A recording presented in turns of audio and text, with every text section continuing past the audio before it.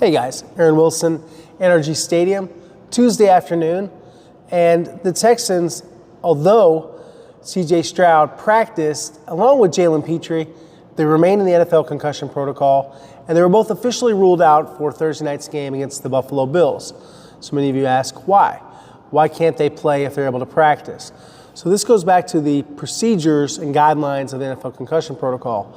And that protocol, developed by neurologists in consultation with the NFL teams and all of their medical staff, is designed to protect the brain. And you only get one of those, and it doesn't necessarily always heal, and you can have long-term, very negative effects from repeated history of concussions, including CTE. And you can have dementia, early onset of Alzheimer's disease. So these are very negative outcomes that you don't want post-football. You don't want to turn this into some sort of gladiator games where, these guys are just out there for the entertainment. Like, are you entertained? No, they have to care about the players as people, and it's also a performance issue. Do you think a quarterback, if his brain is not completely healed and he can't pass all of the neurological tests of eyesight, acuity, vision, would he be as effective? Same thing for Jalen Pitre as a nickel in terms of what he needs to do to diagnose what the offense is doing, all the strategy involved. It's not just out there flying around, not like a crash dummy. I mean, this is a intellectual sport. There's a chess match between the offense, the defense, the special teams. So that's why on this short week, there just simply wasn't enough time. And it is an encouraging sign for the Colts game. So I would say, if you want to be glass half full, that the players are both going to be back. Yes, they missed 3 games, and some of that had to do with scheduling. If this game was on Sunday, C.J. Stroud and Jalen Pitre undoubtedly would have played. In fact, I was told that authoritatively. They would have been able to play. They needed a few more days, but because of the machinations of the NFL schedule, which obviously is not going to change, you have who you have available to play. That's why they're out. There's no conspiracy. There's no softness. I've seen some people talking about that. It's nothing of the kind. It's just simply a non-negotiable. If you are concussed and you have any symptoms, you can't practice. Until the symptoms are gone, which in the case of C.J. Stroud, he had a sensitivity to light at one point, and he was in dark rooms, he was wearing sunglasses, and then later he had headaches. So he had both of those symptoms, had to get those symptoms to subside, go away, before he could be cleared to practice. And same thing with Jalen Pitre, except I didn't hear about any sensitivity to light. I heard about him having headaches. So in both cases, the medical protocol was followed, and the Texans did it the right way. And remember, they're a team that drew criticism for how they handled the Tom Savage concussion. Remember that one back in the day? So they're always going to err on the side of caution, especially when it comes to somewhere you can have permanent brain injury. So as D'Amico Ryan said, C.J. and Jalen will be out. Both guys progressing, doing better. But right now, in the short turnaround game, there weren't enough days. So Stroud went third, if you saw my video, in the throwing order after Davis Mills and after rookie Graham Mertz. So that was the order of the throwing rotation, and that's why that happened. Remember, he did not even practice at all during the Monday walkthrough, but Pitre did, and just simply timing. So this is the 3rd game in a row, and you'll get those guys back on a full-scale basis. As D'Amico Ryan says, it is encouraging to see them out there practicing, making the steps to get themselves fully healthy. So now, with Stroud out, and remember this was kind of foretold a bit on Sunday when Nico Collins told me, hey, you only get one brain. You need to take care of yourself. Health is very important. So they get Davis Mills for a 3rd game in a row, trying to go 3-0, Mr. Money Mills, and I think this can work. And that's kind of based on what I've seen the last couple of days with Davis at practice, and also just watching his body of work and the connection he has with Nico Collins. Nico Collins is on a tear right now. 16 catches, 228 yards, and 1 touchdown on a combined 25 targets. Remember, they were drafted together in the 3rd round the first 2 draft picks of the Nick Caserio era as general manager. So that connection is cooking. So you want to keep that going and have, Davis continue to throw to Nico. That third round sideline throw, that was outstanding. But, there's definitely a bit of a tilt toward throwing him the football. It's an effective high percentage play. He's 6'4", 222 pounds. Makes a lot of sense to get him the football. Tomorrow, we will have a live, and I will post a video about the key matchup. So we'll have a couple of videos that we'll post in advance of Thursday Night Football here in this building. Should be an electric atmosphere and will not be an easy game. They did beat the Buffalo Bills last year, and we'll have more about the matchup with Josh Allen and the NFL's top-ranked defense, which is the Texans own, and how they've kind of put that together. But yeah, today I want to mostly talk about C.J. Stroud, Davis Mills, Jalen Pitre. Turning to Jalen Pitre for a moment. So it's been difficult for them to replace him, right? They've had Miles Bryant out there. They've had Jalen Mills. And so what I expect is to see more of Jalen Mills at safety and perhaps a little bit less of the nickel formation and more 3 linebacker sets. We're seeing obviously a lot more of EJ speed, and that seems to be a good thing that they're playing EJ. They're against a difficult defense in terms of, yes, they've given some points, but they have some good edge players like Joey Bosa, and Greg Rosso, and they have a good nickel in Teron Johnson. They have a depleted defense in terms of they've lost some guys, but I think that they're getting healthier, and obviously they're very well coached. So, the Texans will try to run the football some. Not so easy to do. Definitely some tough sledding. We've been watching, how Mills runs the offense, and he throws some very high percentage passes. He will throw it away if it's not there. He has been pretty accurate, and I think he's, definitely shown more polish and poise than we saw from earlier editions of the Davis Mills experience when he was a rookie and when he was a second-year quarterback. And then, now as a backup, very seasoned at age 27. And that's why they signed him to a 1-year, $7 million deal. So you have some ability there with Mills, and you have a confidence factor. You have a comfortability with him. And remember, in the spring, Davis kind of prepared for a lot of these moments because he took the bulk of the reps. C.J. was dealing with that minor shoulder injury, which I reported, and a lot of people didn't want to listen to me, that it was not a big deal.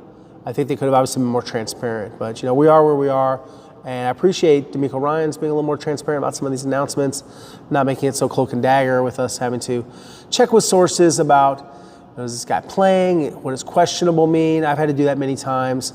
And you definitely, you got to make sure that you're getting, the best possible information. So a couple other things. I think that they will stick with the same offensive line, even though Ed Ingram is a full participant.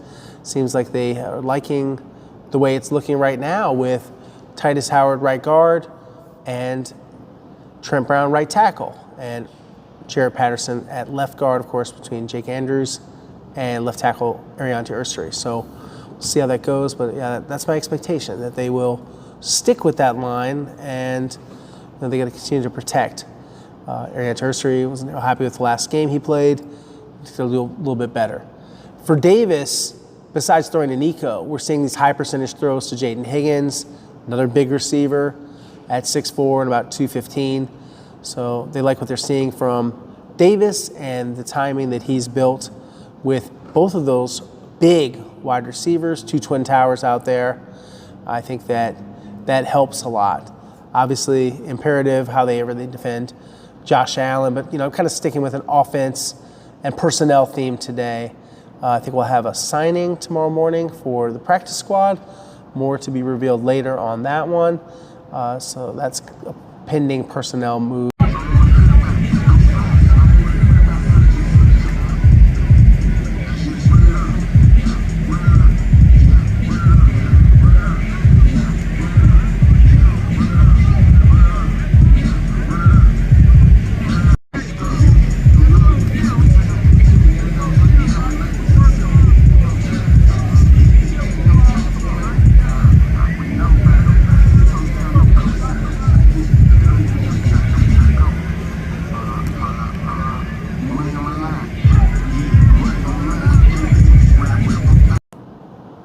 And the perspective of Texans backup quarterback Davis Mills, QB1 and 2-0 this season, is continuing to try to raise his game, take it to another level, and play efficiently, try to find a way to win. And I love the way he protects the football and the steadiness, the calmness. We've talked a lot about his poise, where that comes from. Like he said, he told his wife, he doesn't even like to argue. He doesn't want to, this is, hey, we'll figure things out. And she was asking one time, don't you ever get mad? And he says, nope. And Money Mills is steady Mills. And that's good. You want a quiet confidence at the quarterback position. I think it works. It works in his personality and just the type of person he is. So that's good. And I like that he has a connection with Nico Collins. So, there's a lot of great traits from Nico, and, he's their best playmaker on offense. So why wouldn't he get a lot of touches? They want to get him out in space. Defense have to account for that. And, one thing that Davis has noticed about the Bills defense, they disguise a lot in coverages, different blitz packages. You have to watch out for Terrell Bernard, very heady, smart linebacker, good at intercepting short footballs that are thrown underneath. And, they need to not let the pre-snap stuff bog them down and just react, play fast post-snap to see the spaces in the coverage and just kind of take what's there. And I've seen Davis throw guys open. I've seen him, when it's not there, he's going to take what's there in terms of running or dumping the football off. So the playbook's pretty similar. They just have different styles. C.J. might, be a little more of an elusive guy that might run more, but I see sometimes a fast release from Davis and a willingness to just get the football out. I think that's smart. That's his style of play. And so there's things that both guys can kind of learn from each other. I think that it may even help C.J. watching Davis, watching some things that Davis is doing well, running the same playbook that he's been taught how to run. So I like the element there, if you will, of, C.J. possibly benefiting from missing a few weeks. And that's a question that I expect him to interview him next Wednesday after this little mini weekend off after the Bills game. So yes, they're going to use Jaden Higgins more. Davis Mills calls him a stud. He's shown up a lot in these big time moments. So he says awesome target to have on one side of the ball, even when they're both on the same side of the ball. Offensive line, Davis sees progress. The mesh, some guys have bounced around. They've seen Titus move around a little bit. There were some fun questions today about Titus playing quarterback in high school. And Titus, he says he can launch it. He can throw 65, 70 yards. I want to see this. I haven't not had a chance to watch Titus throw a long pass, but I bet he can throw pretty far. So that would be cool. And Davis, of course, was happy to see C.J. back. Yes, these guys root for each other. They're friends. They go out to dinner together, all hang out together. These guys are very much, in tune with, wanting each other to do well. They're not undermining each other. It's a, real collegial atmosphere there. As he said about C.J., the brain is the most important thing, and he's super close to being back. So he's noted that they're people before football players, kind of my introductory point.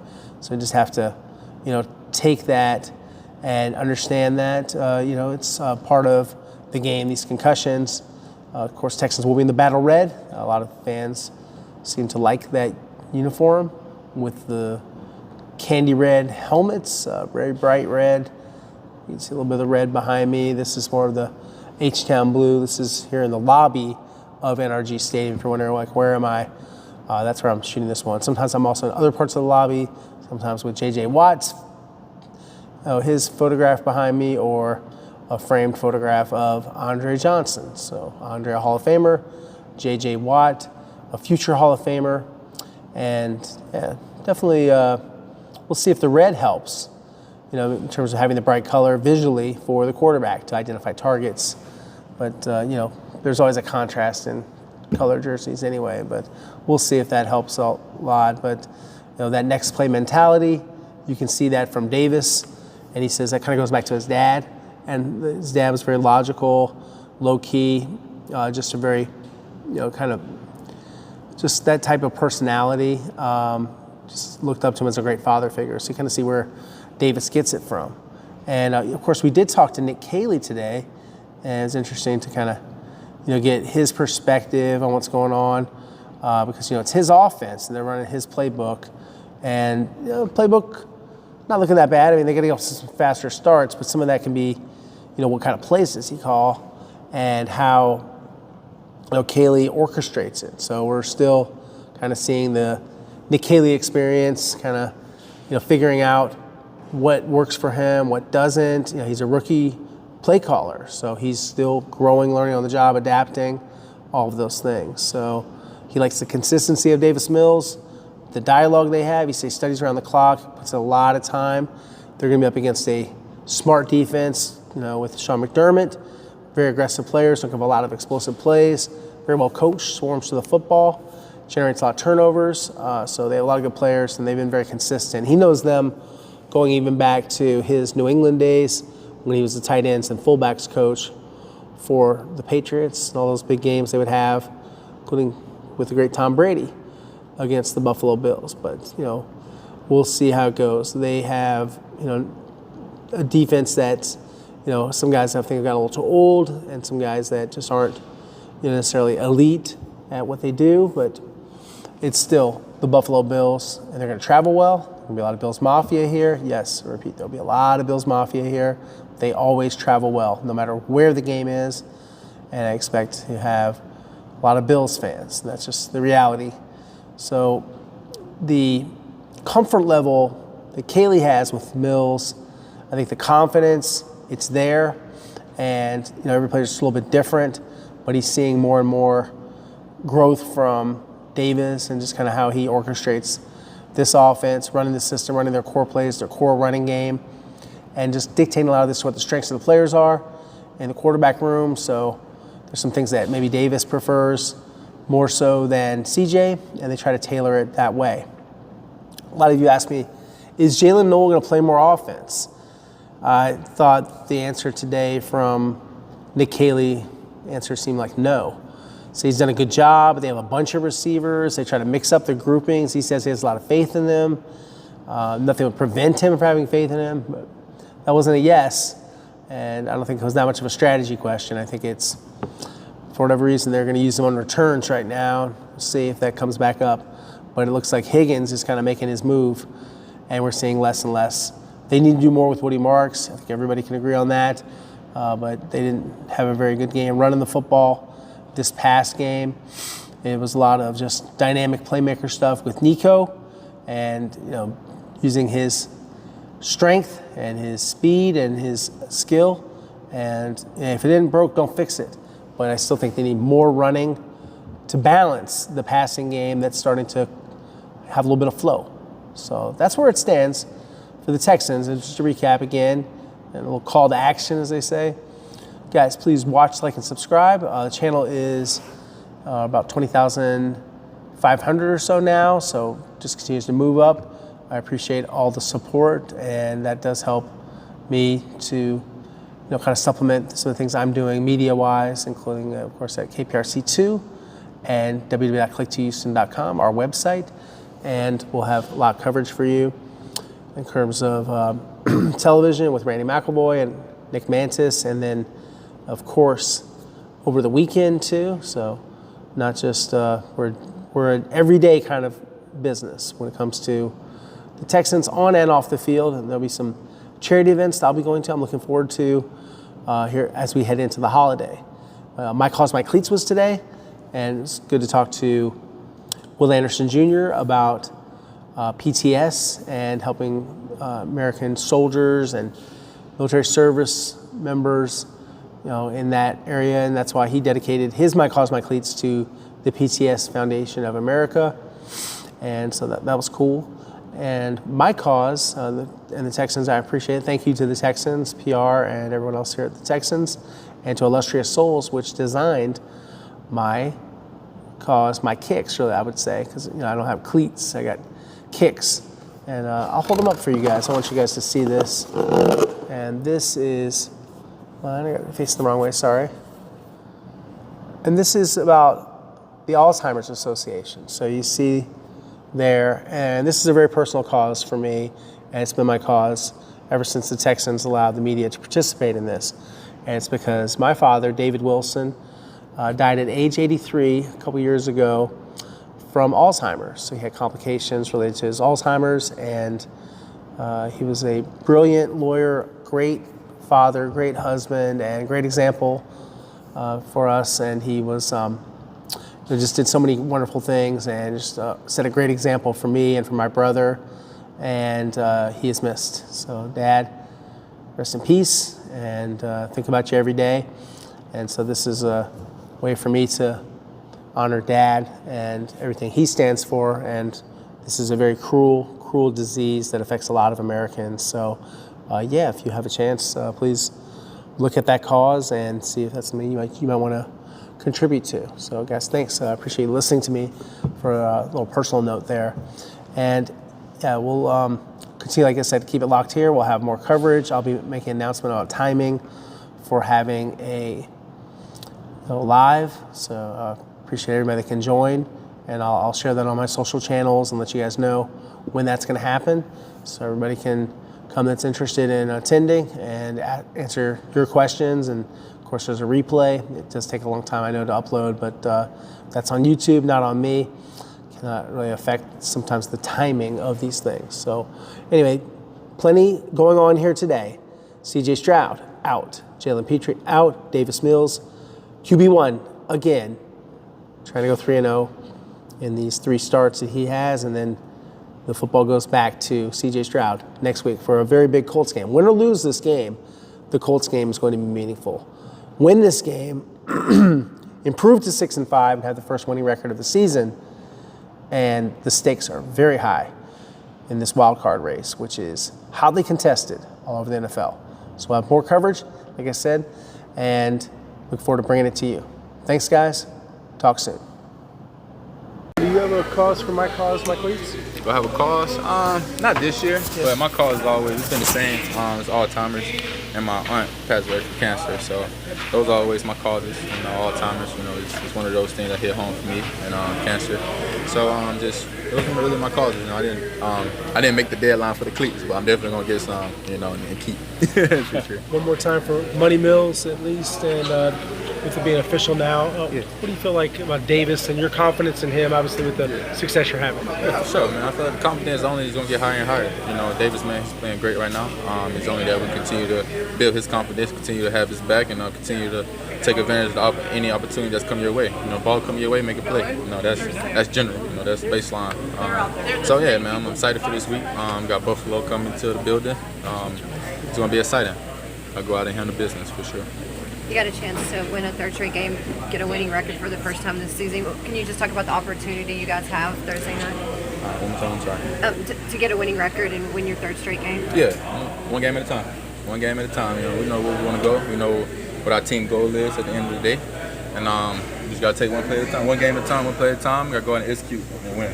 That's baseline, So that's our goal this year. I know you approach every single game with the same, attitude, but do you get a little bit more hyped up for these primetime games? Primetime? Yeah, a little bit. But it's football. The lights get brighter, but the focus got to stay sharper. That's it. So go out and have fun, man. Everybody watching tomorrow. Just go out and be you. Anything about Buffalo in particular, Nico, that makes the Bills a challenge? What are some things about the Bills? It's a great team, man. It's a playoff team, Super Bowl contender team. Got to go out and take care of business. It's not a team you're just going to go out there and just walk over. Them boys going to go out there and make plays. They got playmakers on both sides of the ball. And we just got to go out and execute and be us at the end of the day. The playoffs are the... Go ahead, Dave. Some of the young guys have talked about your role as a leader with that group now. Yeah. How is that a little bit different than when you were a rookie, maybe a little bit under the radar? And what do you hope to show them on game day when it's time to make plays? We got to make plays. Rookies right yes. now? Man, just tell them boys, man, at the end of the day, it's the same game you've been playing since you was 5 or 6.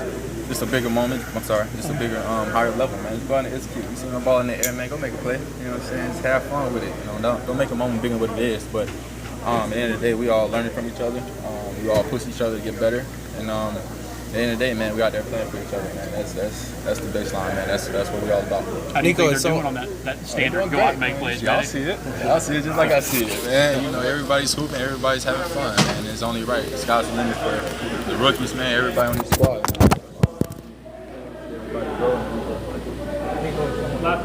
Jaden, some of your growth in recent weeks, do you feel like there's some things you're doing better, some specific nuances? I think just playing fast, just being able to have confidence out there and just go out there and play fast and make the plays when they come to me. Your confidence with Davis, is that something, he talks about this, he had time with you guys all off season. Does that kind of help the timing, the chemistry? For sure. I think even more so Davis's confidence in me, him just throwing me the ball. I'm a receiver, so I just need opportunities at the end of the day, so I can go out there and catch the ball. But, Davis has confidence in me to make the plays, so you just got to go out there and make those plays. Nick Haley also referenced the consistency that he's been having. What have you seen from ways that he's been playing so far this year? The last few weeks you've been able to play with him. You said Nick Haley? Nick Haley was talking about Davis Mills and the consistency that he's had. What have you seen from him? Just super consistent, super level-headed guy. Never getting too high, never getting too low, but just staying level-headed and just leading us out there.